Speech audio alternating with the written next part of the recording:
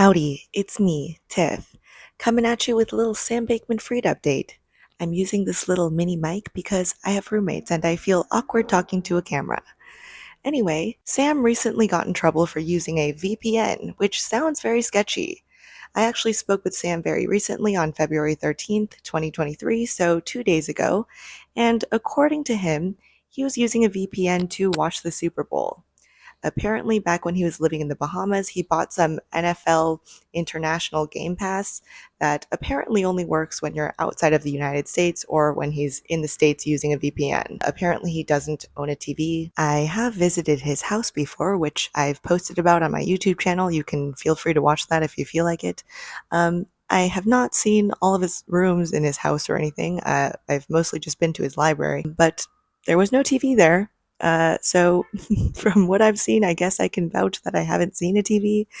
So I don't know if he's telling the truth or not, but either way, I do think it's kind of silly that he thought he could just use a VPN while he's facing 8 criminal charges from the Department of Justice, and someone has been hacking into FTX's system and stole hundreds of millions of dollars immediately after Chapter 11 bankruptcy. But he didn't realize it would raise some red flags that he was using a VPN. Like, that seems kind of silly to me, but I'll give him the benefit of the doubt on that one. And I think he was trying to use the VPN recently to watch the Super Bowl. And apparently, the dates that he did use a VPN do coincide with dates of football games. I don't know anything about sports, but apparently that's the case. Anyway, Sam Bankman-Fried's bail guarantors were made public today. In case you don't remember, Sam Bankman-Fried was released onto house arrest on a $250 million personal recognizance bond in December. And in total, there were 4 guarantors, including his parents, Joseph Bankman and Barbara Fried, but the remaining 2 guarantors were previously unannounced. But today we found out their names. Larry Kramer, who was apparently former dean of Stanford Law School, signed for $500,000, while Andreas Paepcke, whose name I don't know if I'm pronouncing correctly, was a computer scientist who signed for $200,000. Apparently both were associated with Stanford, where obviously Sam Bankman-Fried's parents, Joseph Bankman and Barbara Fried, were once law professors. When I did speak with Sam a couple of days ago on February 13th, I did actually ask him a couple of questions about his bail guarantors. I didn't ask for their names, but I did ask whether or not either of them were ever paid any money from Alameda or FTX, which he denied. He said that neither of them have ever received money from Alameda or FTX. He also just described them as friends of his parents. Personally, as someone who has been in contact with Sam, I personally do actually understand his reservations regarding not wanting their names to be made public for their own safety, because merely through having some contact with Sam, I've personally gotten lots of death threats. Also lots of strange racist slurs and threats and attacks.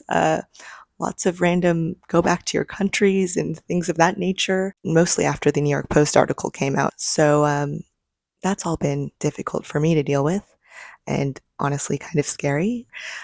So from my vantage point, I actually do understand why he wanted their names to be kept silent. I'm happy for others to disagree with me, but I mean, I am all for transparency as well, so I don't have a massive moral issue against their names being made public, but I do understand the reservations for why he initially wanted them to be made private. That is just my very quick little Sam Bankman-Fried update. The sun is setting. I'm not going to make this too long, but I am A, happy to answer any of your questions, and B, I wanted to give a quick little shout out to my sponsor, Aura. Aura is a company that protects you from scammers and hackers by scanning the dark web and the internet for your sensitive information like your phone number, emails, home address, social security number, and alerts you immediately if it finds anything and automatically requests removal for you. Aura actually found some of my personal passwords as well as my home address and phone number leaked on the internet and automatically requested removal for me. So I genuinely recommend them. I genuinely love them. And especially for people in the crypto space, there are scammers and hackers and phishing scams just everywhere. So anyway, I personally love and recommend Aura, and you can access a 14-day free trial at aura.com/Tiffany or using this handy little QR code.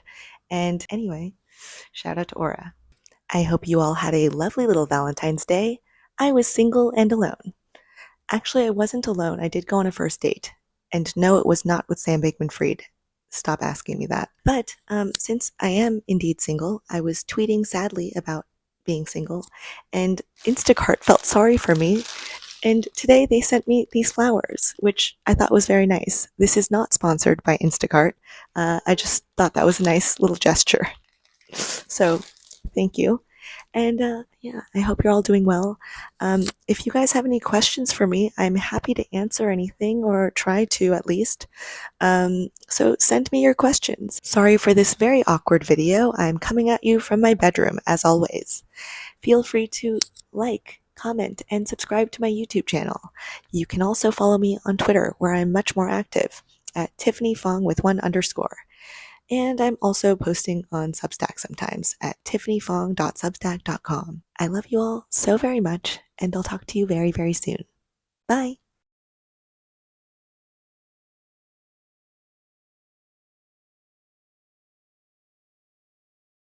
This is my Marvel-style end credit scene, and this is me in ABC's docuseries Impact by Nightline. And they really did open it with this clip from my very first YouTube video ever.